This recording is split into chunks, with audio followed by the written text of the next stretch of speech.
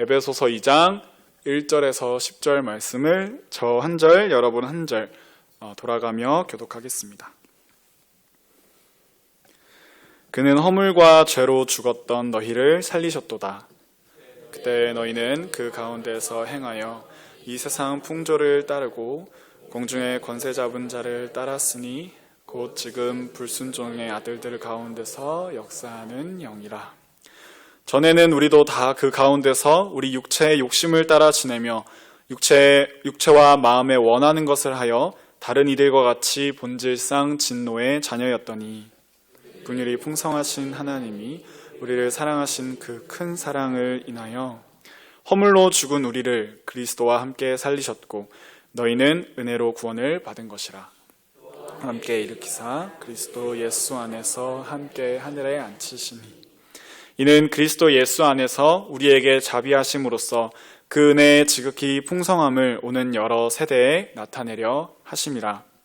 너희는 그 은혜에 의하여 믿음으로 말미암아 구원을 받았으니 이것은 너희에게서 난 것이 아니요 하나님의 선물이라. 행위에서 난 것이 아니니 이는 누구든지 자랑하지 못하게 함이라. 우리는 그가 만드신 바라 그리스도 예수 안에서 선한 일을 위하여 지으심을 받은 자니 이 일은 하나님이 전에 예비하사 우리로 그 가운데서 행하게 하려 하심이니라. 아멘. 오늘은 하나님의 선물이라는 제목으로 함께 말씀을 나누기 원합니다. 다음 화면을 보시면 저는 우면동교회에서 청소년부 아이들과 함께 예배하고 있는 이동희 전사입니다. 몇 주 전에 청소년부 한 아이가 제게 찾아와서 고민 아닌 고민을 털어놓았어요. 그 고민은 무엇이었냐면 학교에 친구들이 있는데 그 친구들이 교회를 다니지 않는 친구들인데 신의 존재에 대해서 그리고 기독교의 경전인 성경에 대해서 뭐라고 말을 하는지 궁금해한다는 소식을 들었습니다. 그래서 이 친구가 너무나도 고민을 많이 한 거예요. 내가 어떻게 하면 이 신의 존재에 대해서 궁금하는 내 친구들에게 하나님을 잘 소개해 줄 수 있을까? 근데 참 쉽지가 않아서 저한테 찾아온 거예요. 그래서 저는 말했습니다. 그러면 너의 친구들을 교회로 한번 데려와 봐라 라고 말했더니 그 친구가 전사님 저도 알죠. 저도 교회에 데려오고 싶죠. 근데 애들이 자꾸 이런저런 핑계를 대면서 교회에 안 올라 그래요. 그래서 기도하겠다. 그 친구들 아닌 거라면 전사님 번호라도 줘서 궁금한 거 있으면 물어보라고 해라. 이렇게 말을 했거든요. 근데 한 2주 정도 지났을까요? 카톡이 온 거예요. 그 친구에게. 전사님 이번 주에 저 친구들이 제가 말했던 친구들이랑 교회에 오기로 했습니다. 라고 문자가 왔어요. 기도해 주세요. 이렇게. 그래서 기도하겠다. 너무 기대가 됐습니다. 한 서너 명의 친구들이 있다고 했는데 근데 이제 주일이 됐는데 그 친구들이 안 온 거예요. 주일날 당일 아침에 나는 그냥 귀찮아, 늦잠 잤어, 못 씻었어 이런저런 이유를 대면서 교회를 안 온 겁니다. 그래서 이 친구가 낙심이 되잖아요. 선생님들한테 다 말해놨는데 전도한다고. 그래서 낙심이 되는데도 제가 괜찮다, 낙심하지 말고 너무 이렇게 조급해하지 말고 다음에 한 번 더 시간 맞춰서 데려와라 이렇게 말을 했죠. 근데 바로 그 다음 주에 그 친구를 다시 한번 카톡이 왔어요. 이번 주에는 진짜 나온대요. 그래서 주일날 아침에 딱 가봤더니 그 친구와 함께 온 학교 친구 3명이 같이 교회에 나와 있더라고요. 근데 이 친구들은 한 번도 교회를 다니지 않았던 친구들이어서 하나님이 누구신지, 성경이 뭔지, 교회는 뭐 하는 곳인지 아무것도 모르는 거예요. 그래서 엄청 긴장한 모습으로 예배실에 이렇게 딱 앉아 있는데 함께 예배를 감사한 마음으로 드렸습니다. 저는 이 친구가 청소년부 이 아이가 포기하지 않고 나의 하나님을 소개하고 싶어서 이 친구들을 이렇게 데려온다는 게 그 노력이 너무나도 예뻤습니다. 참 이게 전도를 한다는 게 또 태신자를 마음에 품고 기도한다는 게 사실 성인인 저희도 하기 어려운 일이잖아요. 근데 이 중학생 친구가 친구들에게 하나님을 소개하고 싶어서 이렇게 교회 몇 주간 이렇게 애걸복걸하면서 안달부절하면서 문자하면서 타이르고 하면서 교회를 데려왔다는 게 너무 감사했는데, 마침 또 그날이 이 아이들 학년의 반 아이들이 회식을 하는 날이었어요. 나를 잘 골라서 온 거죠. 이 친구들이 한 줄을 띄워가지고. 그래서 이제 고깃집을 가게 됐습니다. 원래는 이제 그 학년 친구들만 가는 거였는데 새 친구기도 하고 하다 보니까 이렇게 고깃집을 같이 가라라고 말하고 제가 운전을 해서 그 아이들을 데려다 주게 됐어요. 근데 차에서 가는 길에 한 친구가 저에게 이렇게 질문하는 겁니다. 저 궁금한 게 있어요. 선생님이라고 말하더라고요, 저를. 선생님, 저 궁금한 게 있어요. 기독교와 다른 종교의 차이는 무엇인가요? 되게 날카로운 질문을 하더라고요. 하지만 저는 3년간 우면동교에서 훈련을 받으면서 이런 질문에 대해 아주 대비가 잘 돼 있었기 때문에 제가 외웠던 답을 그대로 친구에게 말해줬죠. 그런 게 궁금하구나. 내가 전사님이 알기론 다른 종교들은 인간의 힘과 노력으로 구원에 이를 수 있다고 한다. 그것이 어떤 초월의 경지이든 낙원이든 어떠한 이 세상 너머의 무엇을 인간의 힘과 노력으로 넘을 수 있다고 하는데, 기독교는 다르다. 기독교는 인간은 스스로를 구원할 힘이 없기 때문에 오직 하나님의 은혜로만 구원을 얻는단다 라고 말해 주었거든요. 그랬더니 뒤에 있던 다른 한 친구가 그러니까 선생님 말씀은 기독교는 오직 하나님의 은혜를 의지함으로 구원을 얻는다는 거죠? 이렇게 말하는 거예요. 교회를 처음 나온 친구가. 그래서 제가 운전을 하면서 바로 그 경적을 울릴 뻔했어요. 너무 신나가지고. 바로 그거다. 우리의 힘이 아니라 하나님의 은혜로만 우리가 구원을 얻는다고 믿는 것이 기독교의 구원에 대한 교리이고 다른 종교와 다른 점이야. 참, 이 아이들이 신의 존재와 또 성경에 대해서 궁금해한다는 것도 너무 감사했고요. 또 속으로 그렇게 말하는 아이들, 그렇게 질문하면서 고민하는 아이들을 보면서 이 아이들이 구원에서 멀지 않겠구나라는 소망을 품고 이제 식당에서 잘 내려주면서 돌아가는 길에 혼잣말로 속으로 하나님께 기도를 했죠. 하나님, 이 친구들도 예수님을 믿고 구원을 얻기를 바랍니다. 교회를 처음 나온 한 친구의 질문에 대한 답과 같이 우리가 믿는 기독교의 핵심은 구원이 사람의 행위가 아닌 오직 하나님의 은혜로 주어진다는 것입니다. 다음 화면을 보여주시면 오늘 저희가 함께 읽은 에베소서라는 이 책은 사도 바울이 에베소라는 지역에 있던 교인들에게 쓴 편지입니다. 감옥에서 쓴 편지인데요. 그 편지의 핵심적인 내용은 우리는 그리스도와 함께 연합된 존재들이다라는 것이었거든요. 바울은 이 에베소라는 지역에서 3년을 목회를 했습니다. 3년 동안 날마다 말씀을 가르치고 이 사람들을 위해 기도하고 전도했죠. 그런데 이 에베소라는 곳이 항구 도시였기 때문에 참 다양한 문화가 들어오기도 하고 무엇보다 우상 숭배의 요충지였습니다. 아르테미스라는 여신을 숭배했던 신전이 있던 곳이었거든요.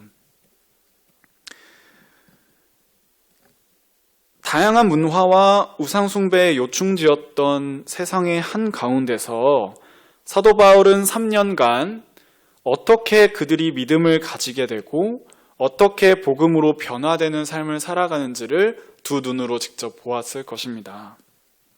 그러므로 바울은 잊지 않고 감옥에서도 이 에베소 교인들을 기억하면서 다시 한번 구원에 대하여 얘들에게 편지를 써서 보내게 된 것이 바로 에베소서인 것이죠.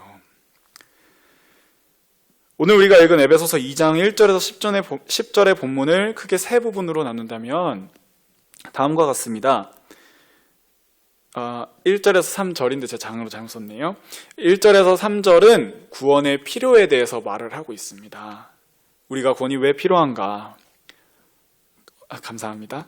4절에서 7절은 구원의 방법에 대해서 얘기하고 있습니다. 하나님께서는 어떻게 그래서 우리를 구원하셨는가. 마지막으로 8절에서 10절은 구원의 목적을 얘기하고 있습니다. 그래서 그렇다면 하나님께서는 우리를 왜 구원하셨는가. 짧은 10절의 이 본문 속에서 사도 바울은 에베소 교인들에게 다시 한번 우리가 헷갈리지 말아야 할, 그리고 순전하게 지켜야 할 이 구원에 대해서 자세하게 말해주고 있는 것이죠. 먼저 구원의 필요에 대해서 함께 살펴보겠습니다. 본문 1절에서 3절을 다 함께 읽겠습니다. 시작. 그는 허물과 죄로 죽었던 너희를 살리셨도다. 그때 너희는 그 가운데서 행하여 이 세상 풍조를 따르고 공중의 권세 잡은 자를 따랐으니 곧 지금 불순종의 아들들 가운데서 역사하는 영이라. 전에는 우리도 다 그 가운데서 우리 육체의 욕심을 따라 지내며 육체와 마음에 원하는 것을 하여 다른 이들과 같이 본질상 진노의 자녀였더니. 사도 바울은 에베소 교인들이 예수 그리스도를 믿기 전에 어떠한 상태였는지를 상세하게 기술하죠. 한 번 더 넘겨주시면 다음과 같이 상세하게 기술합니다. 사도 바울은 예수 믿기 전에 그들이 그 전 화면입니다. 죄로 죽었다고 말하고 있죠. 그들은 세상에서 살아가고 있었지만 사도 바울은 이들이 죽은 상태였다고 말합니다.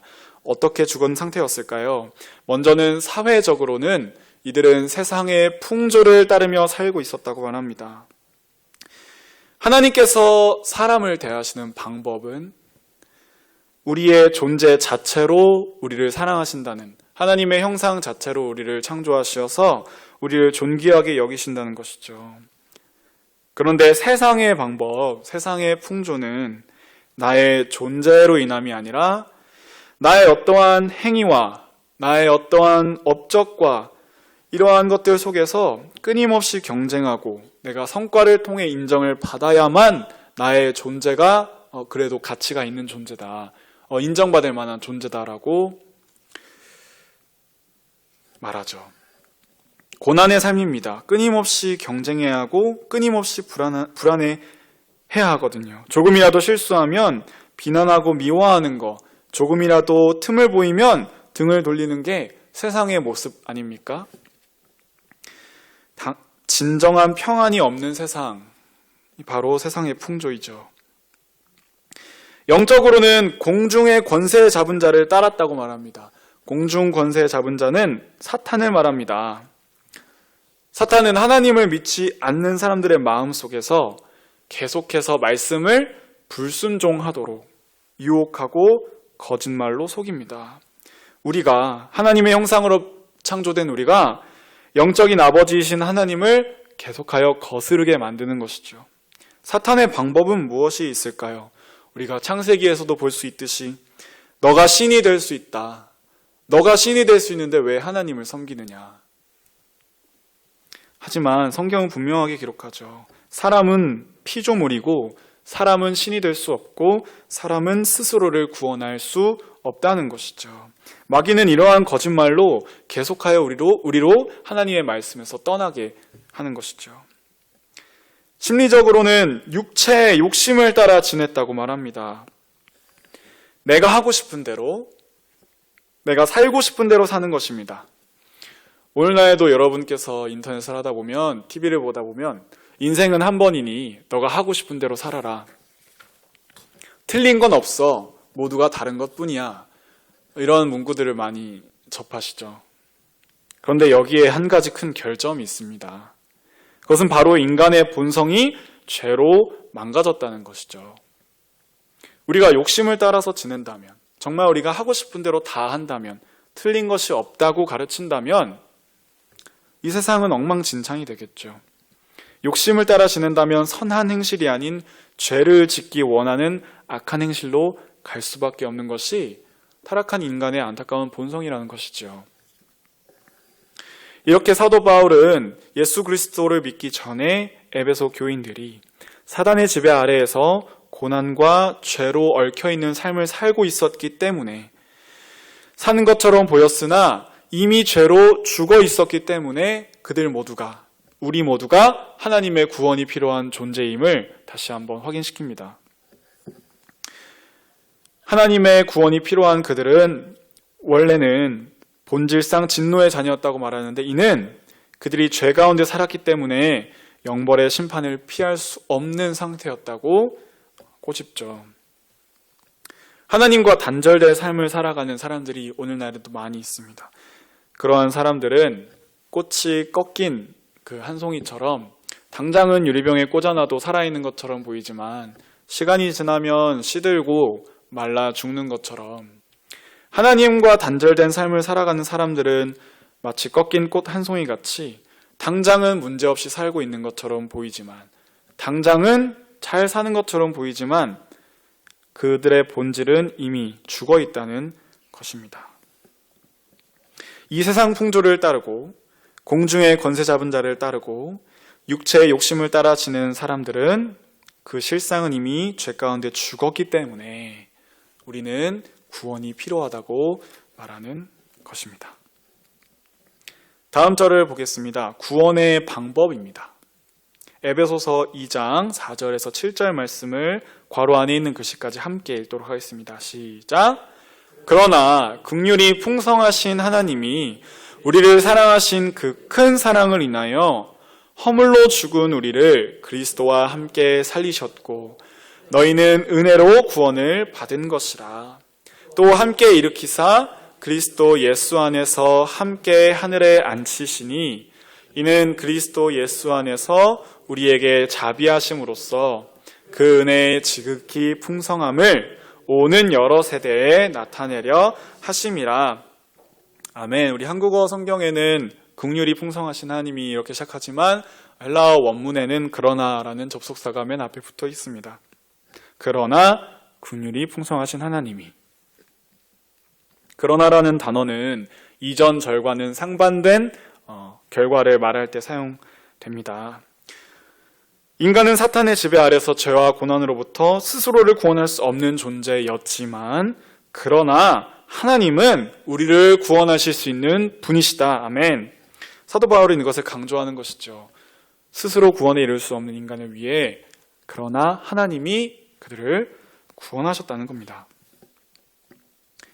한 번 더 눌러주시면, 하나님이 우리를 크게 사랑하셔서 죄로 죽었던 우리를 그리스도와 함께 살리셨고 그리스도와 함께 하늘에 앉히셨는데, 이는 예수님을 통해 나타난 하나님의 크신 은혜를 세상에 보여주기 위함이었습니다. 열어오는 세대에 나타내려 하심이라. 다시 한번 말하겠습니다.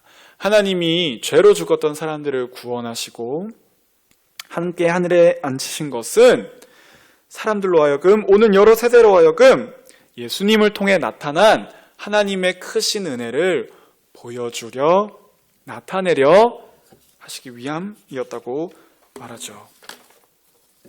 다음입니다. 구원의 목적입니다. 그렇다면 하나님이 우리를 사랑하셔서 예수 그리스도를 통하여 우리를 구원하셨다면 하나님께서 우리를 왜 구원하셨는가? 본문 8절에서 10절 다 함께 읽겠습니다. 시작! 너희는 그 은혜에 의하여 믿음으로 말미암아 구원을 받았으니 이것은 너희에게서 난 것이 아니요 하나님의 선물이라. 행위에서 난 것이 아니니 이는 누구든지 자랑하지 못하게 함이라. 우리는 그가 만드신 바라 그리스도 예수 안에서 선한 일을 위하여 지으심을 받은 자니 이 일은 하나님이 전에 예비하사 우리로 그 가운데서 행하게 하려 하심이니라. 아멘.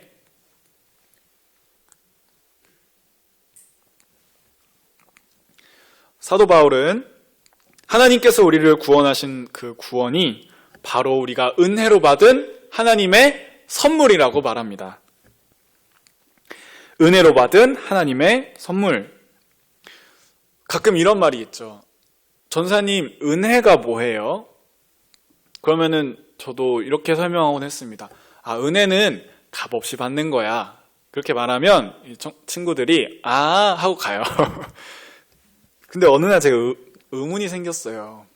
은혜가 값없이 받는 거라고 계속해서 설명을 해왔었는데 과연 그런가? 값없이 받는 게 아니라 나를 위해서 하나님이 값을 치르시고 그 값을 치르신 것을 나에게 주신 거잖아요. 공짜가 아니잖아요. 은혜는 값없이 받는 것인가? 아니죠. 은혜는 하나님이 우리를 위하여서 값을 치르신 것을 우리에게 주신 것이죠. 선물도 마찬가지입니다. 우리가 선물을 받을 때 하늘에서 갑자기 뚝 떨어지는 게 아니잖아요. 선물을 받을 때 이 선물을 산 상대방이 나를 위해서 그 값을 치르고 선물을 얻어서 나에게 주는 거잖아요. 오늘 사도 바울이 너희는 그 은혜에 의하여 믿음으로 말미암아 구원을 받았으니 이것은 너희에게서 난 것이 아니고 하나님의 선물이라 하고 말합니다. 공짜가 아닙니다. 하나님이 우리의 구원을 위하여서 자신이 그 값을 치러주신 것입니다. 하나님께서 값을 치러주신 그 구원을 우리의 힘으로 다시 값을 치르려고 하는 실수를 하지 않았으면 좋겠습니다. 구원은 우리의 행위로 얻을 수 없습니다. 하나님께서 선물로 주신 이 구원을, 하나님께서 우리에게 주신 이 순수한 복음을 세상의 풍조는, 사단은, 육체의 욕심은 계속해서 변질시키려고 합니다. 내가 잘해야지. 내가 뭔가를 해야지. 내가 잘하면 하나님이 나를 더 사랑하시는 것 같고, 내가 때로는 넘어지고 연약해 있을 땐 뭔가 하나님이 나를 더 멀리 하시는 것 같고 실망하시는 것 같고. 선물이 그런 것입니까? 선물은 나를 위하여서 값을 치르시고 우리에게 주신 것인데 내가 뭔가를 잘해서 얻으려고, 하나님이 이미 값을 치르셨는데 나의 행위로 다시 그 값을 치르려고 하는 세상의 풍조에 속지 마시기 바랍니다. 세상의 풍조로 복음을, 하나님의 선물을, 하나님의 구원을 오해하지 마십시오. 오늘 우리가 말씀을 보면서 이 말씀을 통하여 하나님께서 견고하게 하신 그 구원의 은혜를 다시 한번 마음에 새기고 기억했으면 좋겠습니다. 나는 구원받은 존재이고 이 구원은 하나님께서 나를 사랑하셔서 예수 그리스도를 통하여서 나에게 주신 하나님의 선물이다. 선물을 받은 사람으로서 감사하고 기뻐해야 합니다. 하나님께서 선물로 주신 이 복음을 순전하게 지키시는 모두가 되기를 바랍니다. 다음 화면입니다. 그렇다면 우리는 어떻게 살아가야 합니까? 바울은 10절에서 이제 예수님을 믿는 그리스도인은 선한 일을 위하여 지으심을 받았다고 말합니다. 선한 일을 위하여. 저희가 큰 선물을 받으면 고마움이 따르기 마련이잖아요. 그리고 그 고마움을 어떻게든 표현하고 싶잖아요. 또 우리 명절이어서 또 용돈도 받고 맛있는 음식도 먹고 했을 때 감사한 마음을 표현하고 싶잖아요. 바울은 이렇게 얘기합니다. 예수님을 믿는 그리스도인은 선한 일을 위하여 지으심을 받았다. 오늘 우리 삶의 다음 화면입니다. 표현되어야 할 선한 일은 무엇일까요?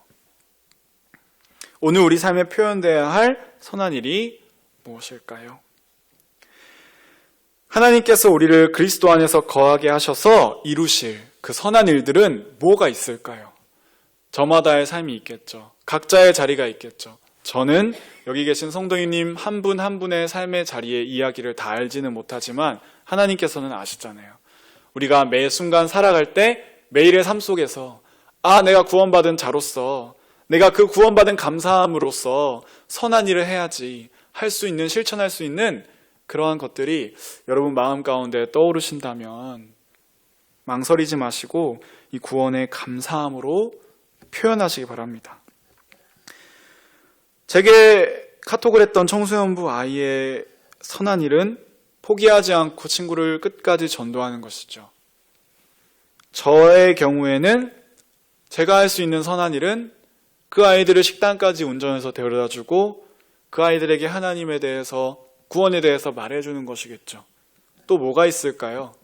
운전을 할 때 좀 더 상냥하게 말한다던가, 거동이 불편한 어르신을 돕는다던가, 명절에 혼자 있을 만한 사람들에게 생각해서 연락을 한다던가, 우리가 할 수 있는 선한 일은 정말 많습니다. 언젠가 한번 이렇게 저에게 질문한 적이 있습니다. 전도사님, 그러면 선한 일이면 충분한 거 아닙니까? 굳이 하나님을 믿어야 되나요? 제가 살다 보니까 교회를 다니지 않는 사람 중에서도 기독교인보다 더 착한 일 많이 하고 더 선한 일 많이 하는 사람도 있는 것 같아서요. 그냥 착하게 살면 되는 거 아닌가요? 굳이 저희가 예배를 드려야 되나요? 답은 간단합니다. 선한 일은 영혼을 구원할 수 없습니다. 선한 일을 많이 한다고 영혼이 구원받는 것이 아닙니다. 우리의 영혼은 오직 하나님께서 구원하신 것이고 그 구원의 감사로 인하여서 우리가 선한 일을 할 수 있는 것입니다. 이 순서를, 이 구원이 하나님의 선물이고 이 하나님의 선물의 감사함으로 나오는 그 선한 일들임을 잊지 않으시기 바랍니다. 구원받은 우리가 감사한 가운데 이제 선한 일을 진정으로 할 수 있는 것이죠. 오늘 우리에게 주어진 하나님의 선물, 이 구원에 대하여 우리가 다시 한번 감사하며 살아가시기 바랍니다. 그리고 이 구원의 감사로 흘러나올 선한 일들을 위해서 고민하시고 실천해 보시기 바랍니다.